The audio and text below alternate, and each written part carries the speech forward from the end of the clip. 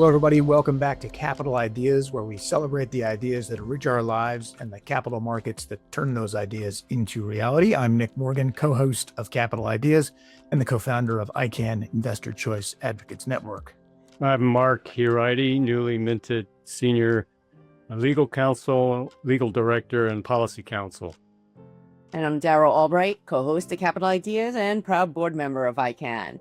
And please join us in welcoming Mark Elenowitz to today's episode. Mark is a managing director at Digital Offering, a next-generation investment banking firm that is setting new precedents for modern IPOs. If you don't know, Digital Offering was the investment banking firm behind the recent successful Newsmax IPO, which made history on so many levels. First, it was the first Reg A plus offering to achieve a direct New York Stock Exchange listing. And it now also holds the title for the largest two-day opening gain for an IPO in all of U.S. market history. Quite an accomplishment, Mark, and we're so excited and honored to have you on the show today. I appreciate you having me. Thank you. All right, so let's jump in. First of all, I want to tell you, I've been waiting for a massive Reg A success story for years because I think that this is really what's going to inspire a new generation of IPOs and economic growth for that matter. So, I mean, I think this is so significant on so many levels.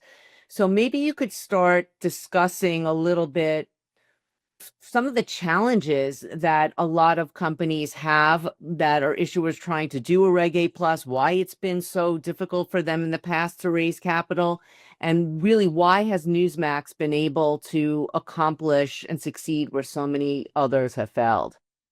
Well, I think it's, why don't we start by going back a little bit into history and back to the past. And there, I think you and I did a lot of panels back when Jobs Act first came out. But when we looked at Jobs Act in 2013 and 14, I used to sit on the panels, and we were the only regulated firm and regulated individual that would sit on a panel made up of primarily of marketers and other service providers who were giving investment information and advice to issuers that we found to be just not right. And what we did is we looked at it and we studied it from a different direction. The whole key and what Jobs Act was supposed to be was creating economic development, allowing entrepreneurs to be able to raise capital, and for companies to be able to thrive in an environment where they could raise money directly from the crowd. But my problem with it from the get-go was that these were investments that were going nowhere. If you don't have an exit strategy, what's the point? And people used to give me a lot of dirty looks when I would say crowdfunding is nothing other than a charitable donation. You know, you can drink the beer, eat the bread, and at some point you want your money back, and there's no exit for it. So when we looked at Reg A plus, I realized that this was an opportunity to bring back the small cap IPO. And the key was looking at a way to be able to allow investors to be able to make investments and then have these securities trade on a national securities exchange. And everybody thought I was crazy. I went up and down the street. I talked to NASDAQ, and I ended up going into the NYSE, and I sat with them, and they said, well, isn't this for that flying car nonsense? You know, we're the New York Stock Exchange. We would never do this. And after spending a couple hours with their market reg department and going through all the arguments that they would make, I would give them the answer. They agreed with me, and we ended up doing the first Reg A onto a national securities exchange ever, and it was the NYSE American. It was a company called Myomo, and that actually was the success where I had to go around and I had almost no institutional support. I barely made it over the finish line with $8 million, and the stock opened, traded down a little bit, and within 2 days went from $7.50 to $21 and traded millions of shares. And suddenly Reg A was popular. And we followed that up with a couple other big offerings onto NASDAQ. And what ended up happening, though, was that a lot of my competitors got in. And when you look at Reg A, it's important that to have an investment bank that looks at it from a standpoint, it comes with great responsibility, basically. You can't take an entrepreneur's valuation and accept that as reasonable. It's most of the time blue sky and irrational. And some of my competitors, unfortunately, took that and said, yep, sure, you did $10 million. You're worth $3.5 billion. We'll bring you public. And sure enough, those stocks went straight down. So the challenge that you were asking is that the market as a whole, suddenly people started saying back in 2017 when we did these, is that Reg A was broken. The Reg A was not broken. Reg A worked perfectly. What was broken was the small cap marketplace, aftermarket, and some of the people getting into the industry not taking responsibility for being the gatekeeper to do these things right. So we took a break and we came back with Newsmax. Well, we've done a few, actually. We've done probably 4 or 5 in the last 2 years that have all been very successful. But Newsmax was different because we realized, rather they realized what I had been pitching, that it's great to take a fan base, a community, a group of followers, and make them shareholders, empower them to be your advocates, empower them to not only help advocate the business and help the business grow, but be a part of that success. And Newsmax had the perfect community to do that. Mark, I'm curious, how did the SEC treat you? How did the SEC view this Reg A? Was the qualification process there, do you feel, any different than the process for a registered IPO? No, and I think that's one of the misunderstandings of Reg A. If you look at the media and you look at some of the articles and some of the proponents and the promoters of Reg A, everyone talks about it being light reporting and the mini IPO. And the reality is our IPOs, call them mini, they're the biggest ones on the street right now. Unfortunately, the small cap community and all of my peers, it's been a difficult 2 years. Big market's gone up, small cap has really been hurt. So most IPOs are in the 4 to 6 million. Our IPOs are in the 15 to 25 and now 75. So they're not mini IPOs, they're IPOs.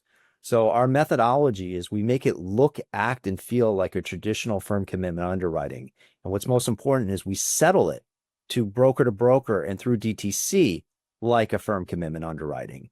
The difference, though, is you have all the benefits. Reg A offers you general solicitation, no quiet period, the ability to communicate in a modern world, because the reality is we all use our cell phones. We all are constantly looking at this, immediate gratification communication vehicle. And how do you do an IPO when you go into a quiet period? So what we've done is we've taken an S1 standard and we've put it into a Form 1A, which is called the offering statement. That's what gets registered with the SEC. And in defense of the SEC and the exchanges, everybody says, well, they barely look at it. Well, that's not true. This is done where we have auditors, lawyers, stock exchanges. Basically, we require what's called a 10b5 opinion, where the attorney who's representing the issuer puts their D&O policy on the line, or E&O policy. In addition, we work with the auditor where we have circle ups. Everybody takes responsibility as if it's a firm commitment underwriting to ensure that the disclosure is accurate and investors have the ability to have an informed decision by reading that offering circular or the equivalent, again, to a prospectus. So it's just like doing a regular deal, but all the benefits of Reg A. Amazing. And could you talk, you brought it up, you mentioned a little bit about just the distribution, and the one thing about Newsmax is that they have 40 million viewers, so they have a lot of eyeballs that could attract attention, and they have a pretty loyal viewership. I watch it all the time. So, and I noticed actually when I would watch, sometimes I would see that there would be the the advertisement, if you will, on the actual TV. There would be like a split screen and they would have their programming, and then they would have, like, right beside it, they would show, how you could actually, for retail investors, to invest in the company, to invest in the IPO, which I thought was amazing. So how much would you say the success of Newsmax was that the company was able to go directly to their customer base, and how important is having a large, customer base like that in the future for IPOs? Well, we always say it's consumer hospitality entertainment. Anything that has a large social media following, a large customer base, a large affinity group, and a story that you can understand in 30 seconds. If you're coming out with some complex biotech that, that glass of water is going to cure cancer and it's going to take you 45 minutes to understand the molecules, you've already lost them. What was unique about Newsmax is that it has a very passionate and dedicated crowd. We actually did 2 offerings for Newsmax. We raised a total of $300 million. So it was done first as a private placement to accredited investors, and we used Title II of the Jobs Act. So once again, Jobs Act was able to demonstrate the ability to market and general solicit to a global community but to participate, you actually have to be accredited, where the difference is you had to approve it. So that was a little bit of challenging. We had over 9,000 investors. So you had to send in your tax returns, your W-2s, your brokerage statements. You had to prove that you had a $200,000 income or $1 million net worth. So that was a bit of a challenge. But what was unique was, like you just said, we were able to advertise directly on Newsmax. And what we did is we were able to have people either scan a QR code or go directly to a landing page. And I think this is really the key. All offers for sale occurred directly at a landing page where an investor could come in and get all the information. There was an FAQ section, there was a PowerPoint, there was a full PPM for the private placement, and for the public offering, there was an offering circular. And most importantly, there was also directing them to all of the risk factors. So investors came in, made informed decisions, decided if it was appropriate for them. And this was the uniqueness of what we did. We allowed investors to use credit cards, cash, or check rather, or a wire. And we found that the majority of the investors actually used credit cards. And what was so unique about this ability to come in and use the credit card was that they came in, they subscribed, they were able to do everything electronically with just a few clicks of the mouse, and they were able to participate. And they had the shares then directly held either in DRS, within the private placement, they're held directly at the transfer agent, and in the public offering was the same thing. But in the public offering, they were able to trade immediately. So they registered shares just like any other IPO. It sounds like you utilized the Jobs Act kind of democratization of capital markets to reach out to retail investors, and kind of leveraged on the power that Title II raising capital from accredited investors allows, and went from there. And it worked. And what we did with the private placement is, normally when we do private placements, most institutional banks like our firm, we work with larger ticket items, and investors are used to the old fashioned way. You send them the documents, they fill them out, they FedEx them back or scan them nowadays, and wire money. But what we tried to do is, looking at the demographic of Newsmax viewership, we tried to equalize it. And we did get a lot of upset people where they didn't understand what accreditation was. They said, it's not fair. Why do the rich get richer? But what we did is we lowered the minimum to $5,000 on a private placement, which is, most firms would say I wouldn't go below 25 or 50 or even 100. But we did it at 5,000 because we wanted to be inclusive and allow everybody that chance. And when we did the IPO, we made that minimum very small as well. So investors, whether you're wealthy or not, if you're a viewer, you get the same chance to participate. And we always said, and when we created the methodology around Reg A for listings, is that we are democratizing, and use that word, Mark, we democratize Wall Street, and we're bringing Main Street to Wall Street, and finally letting the little guy get the same opportunity of structure that we normally live only for the institutional client. So we're trying to level that playing field and allow everybody to get access. And in that same statement, we typically do not allow a lot of institutions to come into the transaction.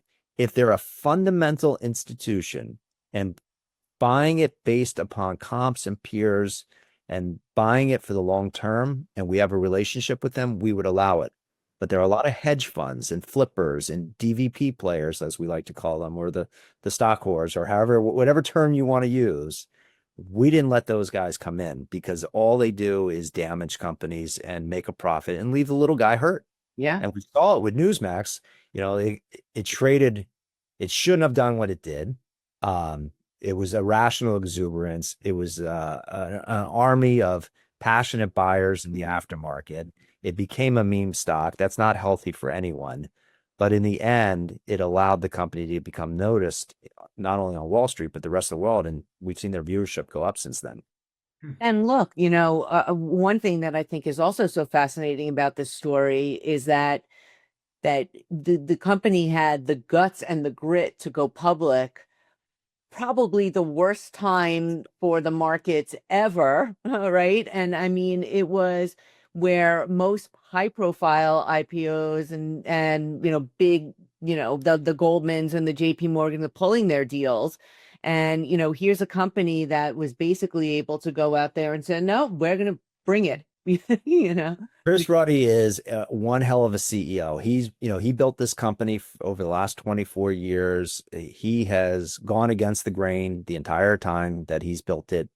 Clearly the kind of content he creates is not, now it's in favor among, we've seen it with the most recent election, but in general, Chris took a chance. And just so you know, we sold out in 4 days. I had to turn off the platform at $106 million and start not letting people in. And we thought, normally when we market a Reg A IPO, it's usually 45 days or so. 4 days we sold out. It was crazy. And we had to actually wait to list because Blue Sky compliance wouldn't allow us to close so quickly because of the notice filings. We had to wait the 20 days before we were able to go ahead and list. And then on top of it, we had also another challenge that we were really running up against a wall, which was the numbers were going to go stale for the March 31st numbers filing date. So it was all these things that came together. But what was truly amazing was, again, the passion of the viewers that they got behind it. And we had to tell people, and they're very upset that, I'm sorry, you only had a couple days to get your money in. And if you didn't get your money in, you're not part of it. And we had a lot of people upset about that.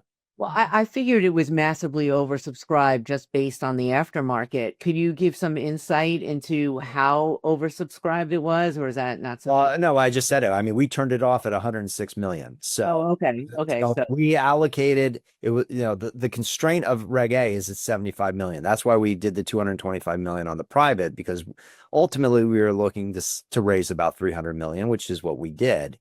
And in fact, if we didn't have these constraints, we would have raised a lot more.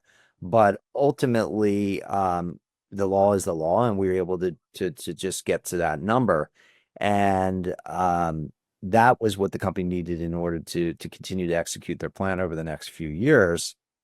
And that demand, I think, translated into the aftermarket. When we opened the stock, I was on the floor and I was working with the specialists or the DMM.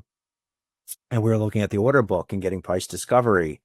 And I said, we were watching in the ticks, and for your viewers or listeners, what ends up happening in any IPO, whether it's on NASDAQ or on the NYSE, is market makers and buyers and firms put in orders to buy and sell. And you try to balance it out till you figure out where that price discovery is going to be, where you open the stock. And then that's where that first tick, and you can't actually see it behind me, but it was actually pretty old school and special, where the specialist actually hand wrote the old fashioned ticket. First print was 224,000 shares at 14 and handed it to me, put it in a little lucite. But we were joking, I said, we'll open it at 14. And he says, let's take some wagers where we're going to close at the end of the day. I said, I would be ecstatic if we closed at 14 to 16 in today's market, with the way the market was trading and IPOs. And when that closed at 80, we were shocked. Like, it just, again, not healthy. Somebody that for every buy, there's a seller, and, that's not a good thing. Or for every seller, there's a buyer, however you want to look at it. But ultimately, it came back down to reality, but it showed that aftermarket demand was tremendous. Mark, you probably know that there are several bills in Congress to amend Reg A to increase the offering limits, which is presently, as you mentioned, 75 million. And also to preempt the state Blue Sky regulation of secondary transactions, the trading, aftermarket trading that you also mentioned. What do you think the impact would be on Reg A if those were enacted?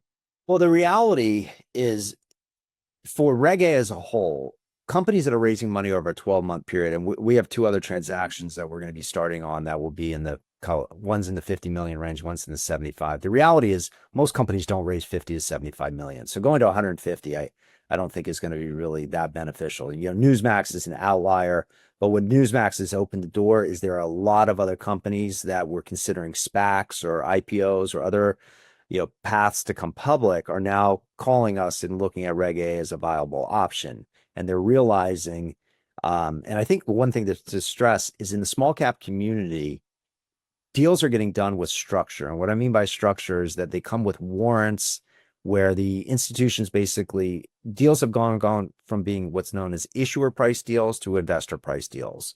So an issuer will spend 9 months working on a deal. They get price discovery. They think they're going out at $10 a share.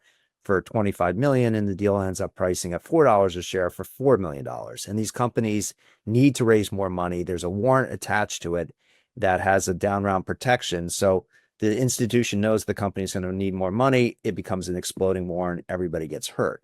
The way we do our deals is straight common stock, no structure, none of these reset provisions, none of the toxicity that we see in the market. So what we're seeing now with some of the other issuers is they're recognizing this is a great way of being able to raise capital, come public, empower your customer base to become these shareholders, and vice versa.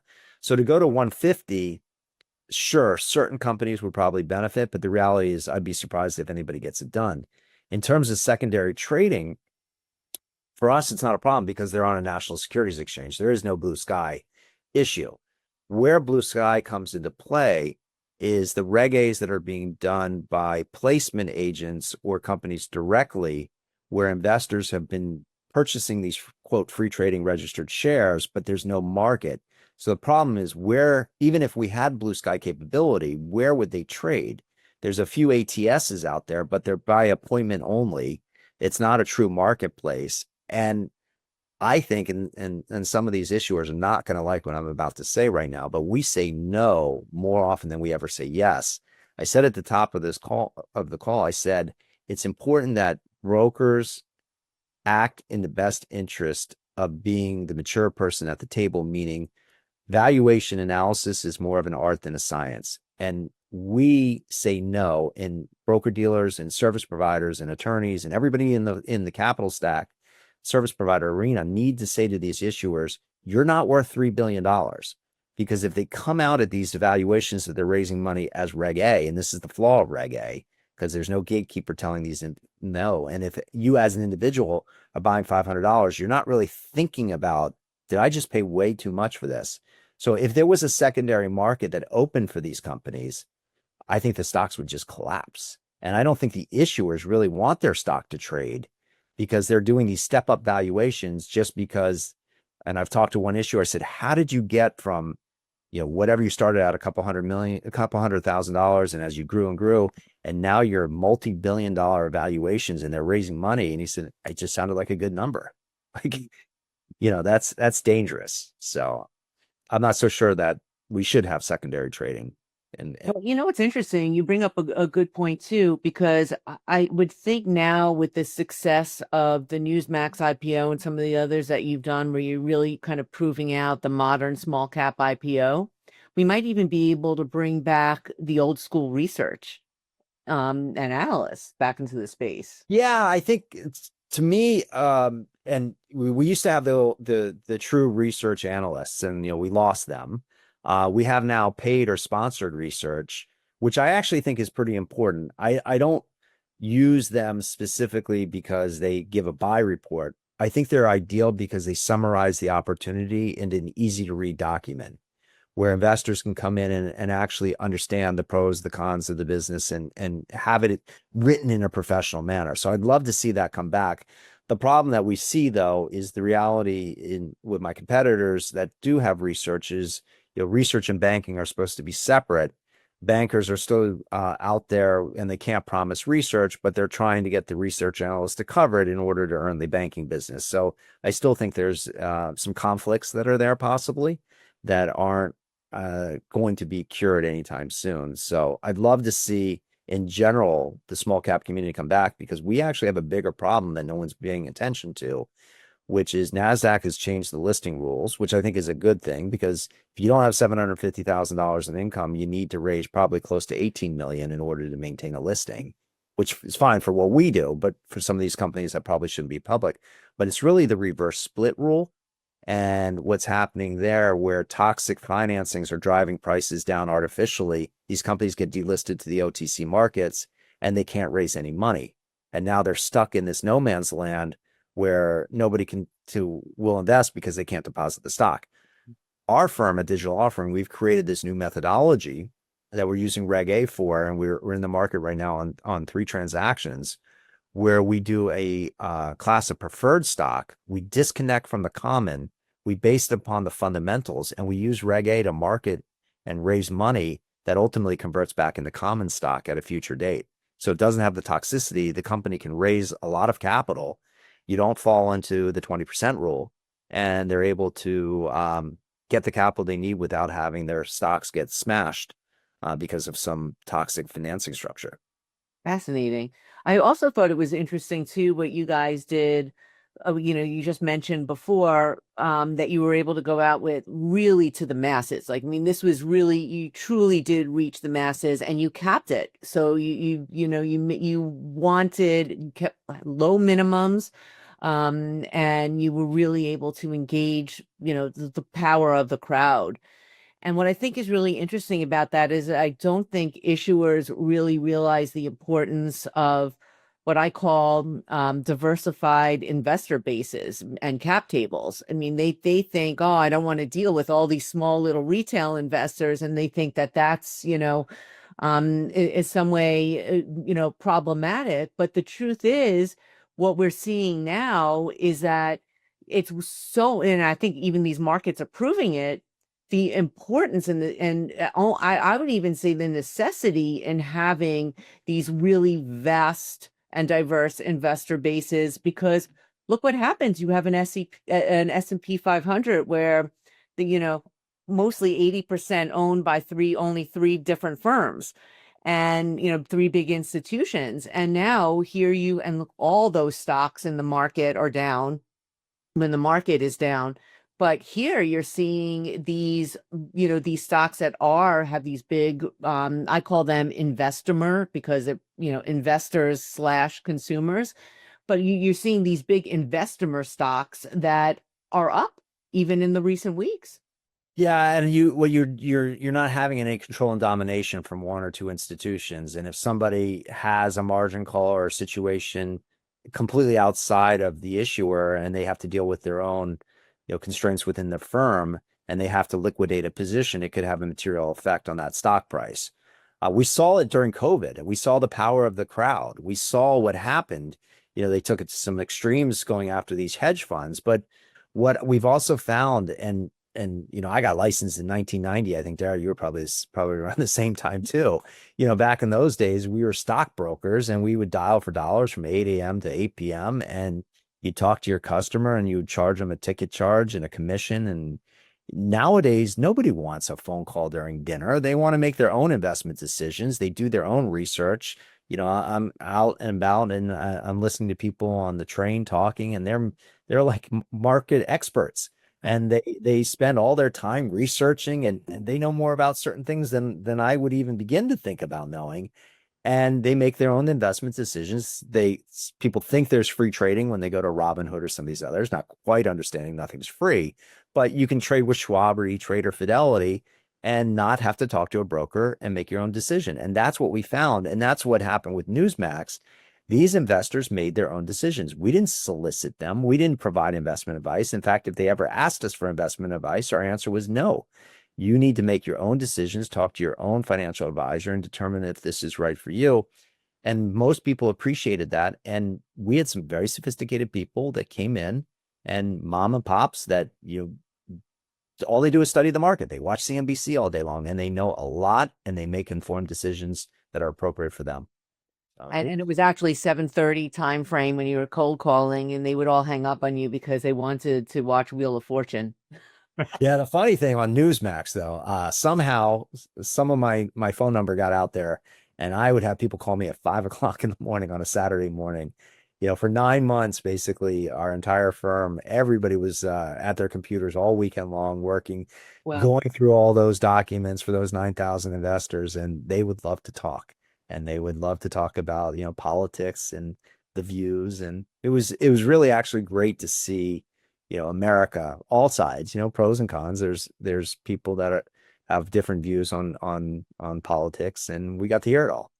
I love it. That's so great. I mean, this really brings back what I think America was founded in the first place. It was really founded on the principle of giving people the opportunity to invest in and capitalize on the ingenuity and invention of their fellow citizens, their neighbors. And you brought that back. And I think it's fascinating. Yeah.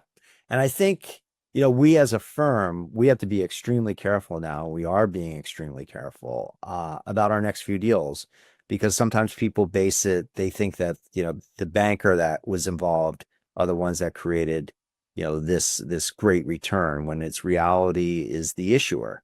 And Newsmax, and I mentioned Chris Ruddy and what his vision and what he was able to create, and the revenue growth and the viewership is increasing. And we're being selected now on the next deals that we're working on, trying to find and work with the issuers that are similar in nature to Newsmax, that qualify for, certainly they all qualify for NYSE American or NASDAQ, but we're hunting now for the ones that qualify for the NYSE, because most issuers that are going on to that are larger in nature, with larger banks that these retail investors would never get access to.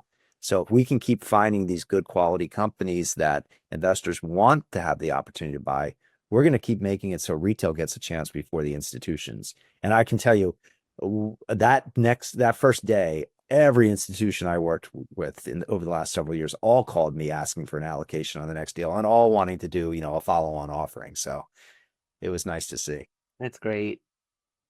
Hey, Mark, we at ICANN challenge regulatory barriers that impede people from doing the kinds of things that you're doing. Mark Haradi mentioned some of the pending legislation that's swirling around Congress. Are there other regulatory barriers that you've encountered that you think deserve some attention, that might make Reg A Plus offerings better?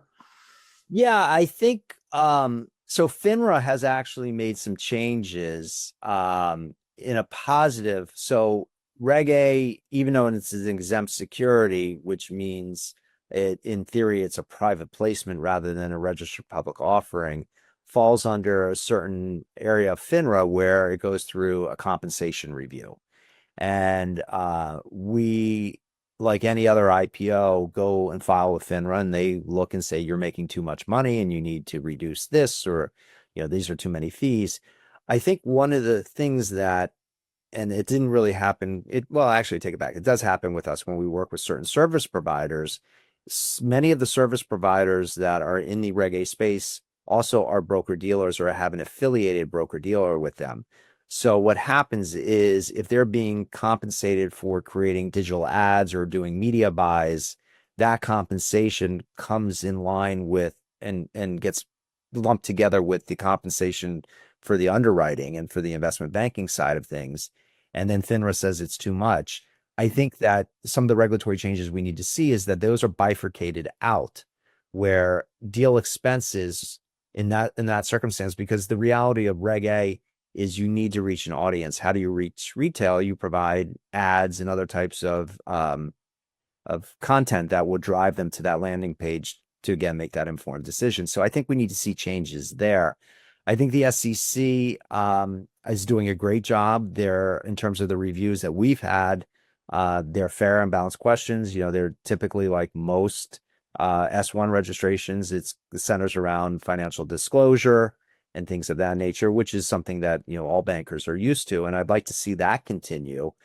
But I also think that it's important that broker dealers, and this is something that we saw NASDAQ make a move here this past year, is in May, there's a new NASDAQ license. You have to be a member of the NASDAQ Stock Exchange in order to do listings. So our firm, of course, is a member, and most of my competitors are members. But some people in the Reg A space, one, they don't even know about it. Two, they're not true investment bankers. They're marketing guys that got licenses that, again, going from a due diligence standpoint, going from a structure standpoint, they basically do whatever the issuer or the lawyer's telling them to do, not really what's right for the investor or for the company. I think we need to see those individuals maybe get a little better education on how to structure and what it means. NASDAQ's not allowing them to come in. And then my other fear that I think NASDAQ's are doing a great job with is we see the term direct listing. That's something that keeps popping up. People always say to us, oh, you just did a direct listing. No, we did an IPO. We did a registration statement and just used a Form 1A instead of an S1. It's a real IPO. Looks, acts, and feels like it. Where these companies that did Reg A's over the years are doing direct listings with no responsibility of valuation. And we're seeing stocks go from $20 a share to 20 cents in 4 months. that's dangerous. That needs to stop and change. And I think it needs to stop and change we're seeing NASDAQ say no, but I think the service providers need to look at it. And I'm well aware of several companies out there doing it right now that are attempting to come public, that anybody that buys in the market is going to be hurt. And unfortunately, these issuers just don't care. They promise liquidity, and they're willing to do whatever it takes to get public, which is not the right thing to do. Well, maybe we'll leave it there. This has been fantastic, and congratulations on such an amazing result, Mark. Really appreciate you coming on and talking about your Newsmax. I won't call it a mini IPO. Just call it an IPO. When 75 is mini, then 75 minutes. a regular IPO is in the small cap community. That's right. Mark Herati and Dara, thank you. And for everyone else, if you want more information about ICANN, go to icanlaw.org, and we'll see you on the next Capital Ideas. Thank you. Thanks for having me.